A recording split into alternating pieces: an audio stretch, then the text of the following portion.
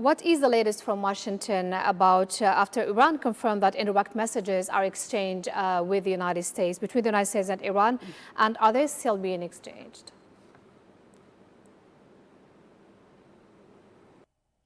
So I think Washington is being particularly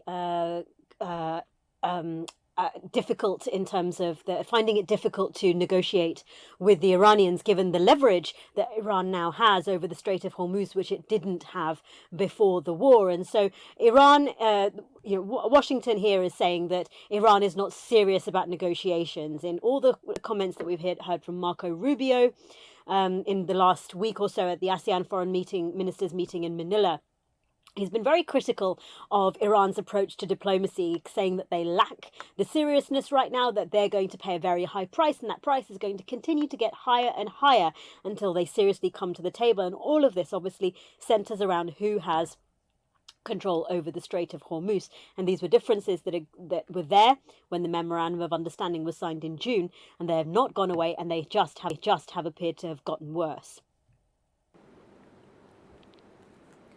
So Jagruti, CENTCOM did not announce any new strikes overnight. Has the United States administration explained maybe this apparent pause in military operations? No, there has been no explanation from US CENTCOM as to why there have not been another night of strikes. There's been no announcement of any, and it appears that there has been a cessation on both sides for the time being. But Iran's IRGC is saying that they have stopped 4 vessels in the Strait of Hormuz in the last 24 hours. So the situation, it's not as if that has changed either.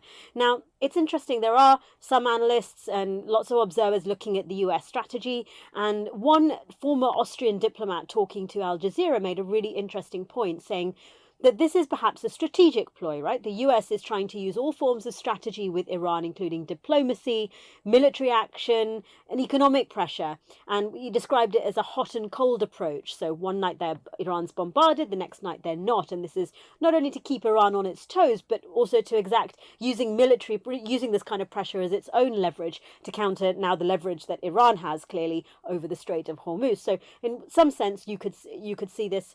Some are seeing this as a strategic maneuver from the United States. Of course, others are seeing this as potential quiet before the storm, with reports that the US is considering expanding its military operation against Iran.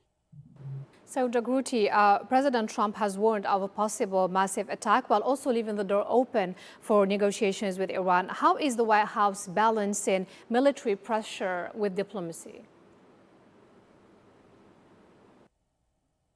Yeah, exactly right. That this is clearly these mixed messages are, as many view, this strategic balancing from Washington to try to bring better results for negotiations with Iran.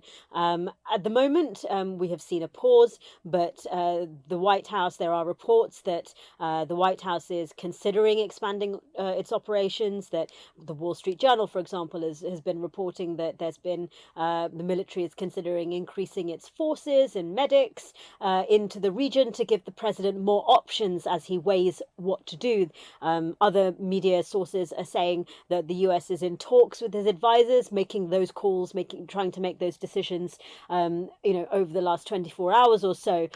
So I think this is the president in some ways deliberately says, I might do this, I might not do this, to keep everyone, including Iran, guessing. But there are clearly, he has a lot of advisors who put forward different options and the pros and cons of each. The military option, whether that's limited strikes, whether that's a more advanced, more involved operation. Now, if we're looking at ground operations right now, the US has 50,000, around 50,000 troops in the region.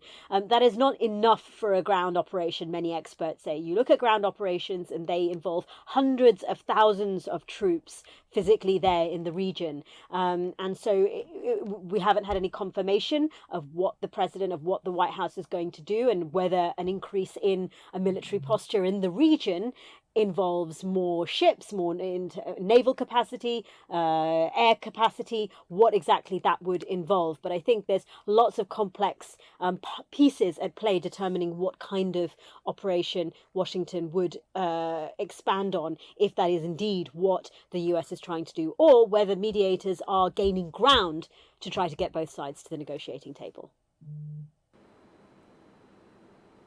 So, Jagruti, the Houthis have claimed attacks on Saudi oil facilities. How is Washington responding? And is there concern that the conflict could maybe spread further across the region?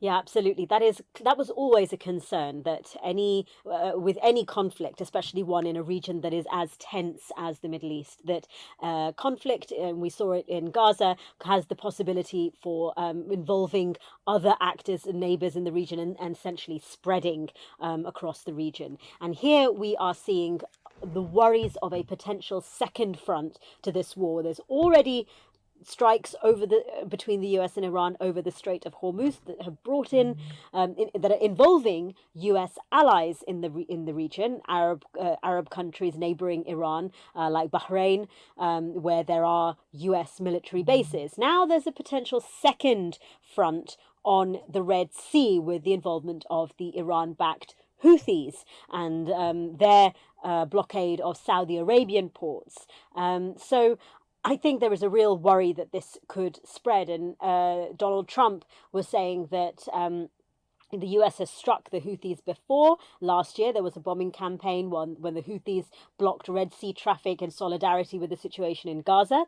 And he said that while the Iran operation has been going on, the Houthis have behaved well, he said, but now that's changing and they're willing, and he's blaming Iran for this, saying Iran has, Marco Rubio, his Secretary of State, essentially saying that Iran has suckered the Houthis into getting involved and that they shouldn't do so. But, military retaliation or retaliation of some kind has been suggested by the United States. So if that front escalates, then yeah, we could see a widening of the circle of the military arena for sure.